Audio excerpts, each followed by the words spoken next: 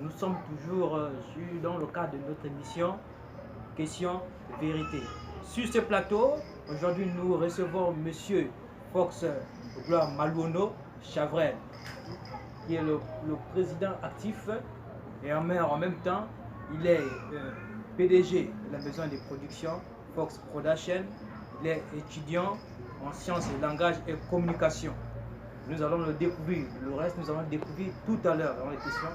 Pour finir, Monsieur Fox, il est également candidat à la prochaine élection présidentielle 2023. Alors, nous allons suivre le reste qui suit. Monsieur Fox, bonjour. Bonjour, monsieur le journaliste. C'est déjà pour moi une aubaine. Voilà, nous avons ressenti cette appétence d'être sous les effets du projecteur, chose que moi j'ai déclaré souvent. Voilà, on ne fait pas parler de vraies personnes, de bonnes personnes, souvent à la télévision. Donc, c'est pour moi un honneur, hein, un grand honneur de passer à votre émission. Je vous remercie d'abord pour l'invitation. Voilà, c'est comme monsieur le journaliste il a dit, je suis un homme d'affaires très actif par-ci par-là dans le monde. Voilà, j'ai fait de grandes choses dont les populations ne peuvent pas bouler de nos jours. Voilà. Les pauvres, ils savent. On améliore les situations des gens. Voilà. Merci. Oui, monsieur le futur candidat, pour entrer directement dans le cadre, dans le vif de notre sujet aujourd'hui. Justement. Oui, est-ce vrai ou faut que vous envisagez poser la candidature en 2023 au Gabon? Justement, la question a créé des polémiques. Il y a beaucoup de mois de cela. Je dois m'asseoir dessus. Je serai candidat à l'élection 2023 au Gabon. Ouais. Je dois changer. Il faut que les fausses promesses qu'on a reçues depuis des années, des décennies, changent. Je vais améliorer les conditions de vie des populations gabonaises. S'il le faut, après la candidature au Gabon, je sais que je vais gagner, voilà. Après la candidature au Gabon, je vais poser dans d'autres pays d'Afrique. Pourquoi pas même aller poser la candidature pour être président de l'Union africaine? Il y a des choses qui doivent changer. Oui, monsieur, le futur candidat, si nous tenons compte de votre CV, de vos documents, de votre passé, Oui. vous n'atteignez pas la barre de 30 ans. Oui. Et la constitution gabonaise n'autorise pas un individu de moins de 40 ans à être élu ou à poser la candidature au fauteuil présidentiel.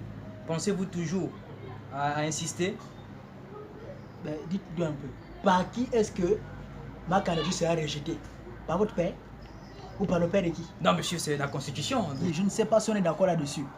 Pourquoi pas essayer de réviser cette constitution, ramener un étudiant comme moi ambitieux à poser ma candidature en 2023.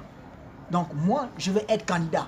Que vous le voulez ou pas, cette constitution va m'accepter comme candidat. Voilà, je dis j'ai 25 ans, je serai candidat à l'élection présidentielle. Je vais améliorer ces choses.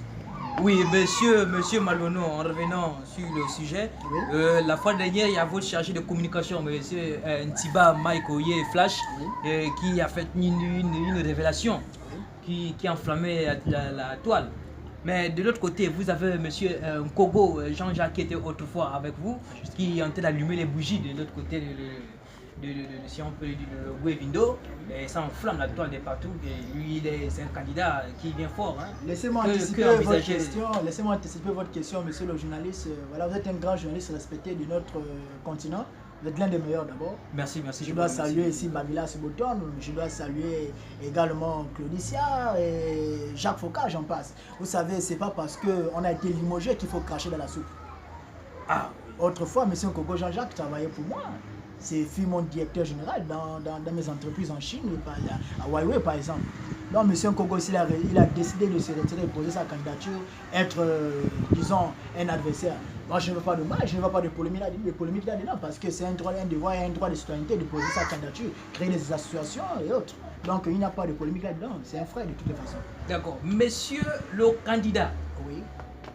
Alors, les jeunes Gabonais, Oui. les jeunes Gabonais Oui. veulent un président qui travaille, Oui. un président qui va venir instaurer la démocratie. C'est clair. Bien.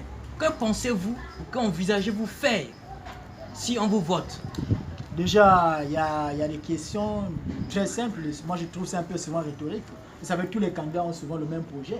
Mais oui, le même projet n'a pas souvent les mêmes réalisations. Donc, je vais aller droit au but. Ici, voilà, dans mon projet de société, je vois ici améliorer les conditions sanitaires, disons le travail de la santé. les conditions de santé des populations. Je vois ici l'éducation qu'il faut améliorer. Pourquoi pas gratifier l'éducation au Gabon. Donc déjà, il y a l'électricité et l'eau en usage domestique qu'il faut améliorer. Soit-même, je sais pas, moindrir le coût le coût onéreux de l'électricité et de l'eau. Donc, sur le tourisme également, il va falloir que nous créions des parcs d'attractions pour attirer les touristes. On doit acheter des lions, des hyènes, des anacondas, les panthères pour faire un parc d'attractions qu'on doit mettre ces animaux sauvages. Donc, vers 17h30 de chaque samedi, on ouvre les grilles, les animaux vont vers la population. Les populations aiment bien jouer avec les lions et les hyènes. Voilà, donc il y a aussi l'amélioration du coût de vie, donc disons sur le prix de l'huile, le savon, la boisson Sobraga, le sucre, tout cela. Le sucre qui est fabriqué au Gabon ne doit pas être vendu à plus de 500 francs le paquet. Ah oui, le savon qui est fabriqué au Gabon, si notez avec ça, c'est une société peut-être certainement étrangère, on ne peut pas acheter le savon à 250 francs au Gabon.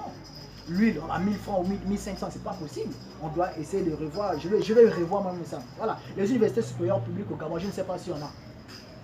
Il faut en créer. Donc je propose que dans chaque capitale provinciale, qu'il y ait une université.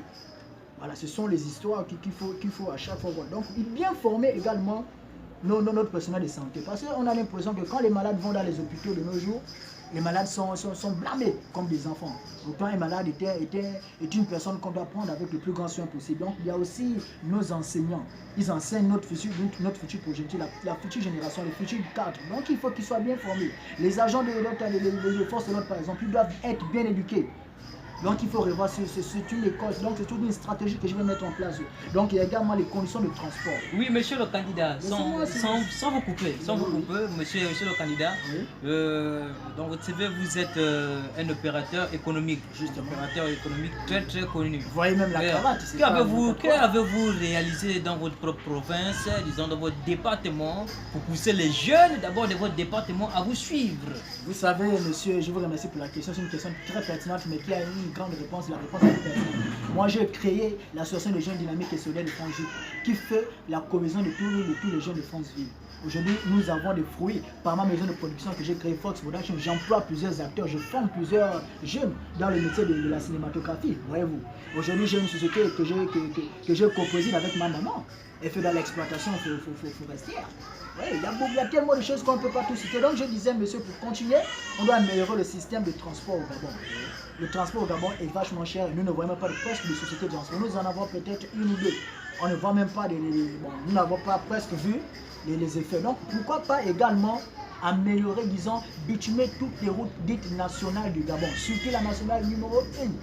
La première route, c'est celle-là qui sera la clé de notre développement. Donc c'est ce que moi je ferai, monsieur le journaliste. Je vous remercie. Merci, monsieur le candidat. S'il faut énumérer les opposants, nous avons les opposants qui sont enflammés également de la bougie. Nous avons monsieur Nyamankala, autrefois par le biais de son chargé de communication, monsieur Ngona Ephraim, qui est passé donner un message fort, un message métaphorique.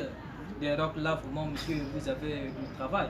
Ah, vous avez du travail. Et l'élection, ça s'annonce vraiment très mouvementé. Vous savez, Cristiano Ronaldo, en allant jouer un match, il ne voit pas ses adversaires, il voit le match qu'il a joué, il voit la popularité qu'il aura. Ah, oui. Donc vous savez, ce qui fait la confiance d'un grand joueur, d'un candidat, c'est son expérience. Moi, je suis expérimenté dans ce domaine. Voilà. Je sais de quoi je suis capable. Très bien. Voilà. Ce n'est pas parce qu'il faut mettre la charrue avant le bœuf, monsieur. J'ai confiance en moi. Très bien. Autrefois, il y a Madame Mbinga Chandrea aussi qui vous félicite aussi pour votre travail concernant l'association des jeunes et tout. Bon, monsieur Fox Maluono, donc vous envisagez, disons, vous comptez changer totalement le Gabon et l'Afrique tout entière. Avec quelle arme? Monsieur, la seule arme, c'est l'intellectualité. Vous savez, nous ne venons pas ici nous battre avec des couteaux par-ci par-là. Est-ce que vous êtes le premier intellectuel au Gabon? Monsieur, il y en a plein. Est-ce que ces intellectuels font preuve de réalisme? Donc vous êtes le seul à faire preuve de réalisme au Gabon? Je réalise que mon réalisme fera changer le Gabon et toute l'Afrique comme voulait le faire mon beau-père Mohamed Kadhafi en voulant créer les États-Unis d'Afrique. Ah oui, là aussi c'est une question qui s'est oubliée. Donc monsieur Kadhafi était-il réellement votre beau-père? Oui, monsieur Kadhafi était mon beau-père. Vous avez un point avec cela? Parce que moi, Non. ma petite amie Jennifer Lopez, elle est née de Muammar al-Kadhafi. Jennifer Lopez, qui est la sœur de Sharon Bongo, Sharon Bassayovele, la tante de Ngomanda Leandri, ou tout Inès, j'en passe, ils sont tellement nombreux. Voilà, et disons, mon ex, Onela Etunafa, elle-même elle le sait. J'envisage même de me remarier avec elle après mon élection. Très bien, merci, monsieur le candidat. Alors, chers fidèles téléspectateurs, comme ça, notre émission, vous avez tous suivi comme moi le futur candidat à la présidentielle 2023. Notre mission touche à sa fin. Monsieur Fox Maluono, quel est votre mot de fin pour la jeunesse gabonaise tout entière et pour nos téléspectateurs qui sont venus nous suivre, et voire même à l'extérieur du pays? Vous savez, pour changer, pour faire développer l'Afrique et le Gabon, si on nous empêche, alors on prêche en pêche. Ah, c'est une grande citation. C'est clair. Oui, parce que pour moi, enseigner la philosophie, c'est comprendre que nous ne comprenons rien, jamais d'autre que notre propre capacité à comprendre, même notre compréhension. Donc je vous remercie tous pour un pour tous. Chers fidèles téléspectateurs, nous sommes, comme je l'annonçais, à la fin de notre émission. Vous savez, il y a un philosophe qui disait, Jean-Paul Sartre, qui disait « Chaque génération découvre sa mission, la trahit ou l'accomplit ». Alors, M. Fox Maluono, qui est le futur candidat, a décidé d'accomplir la génération. Nous sommes bien. Merci, monsieur.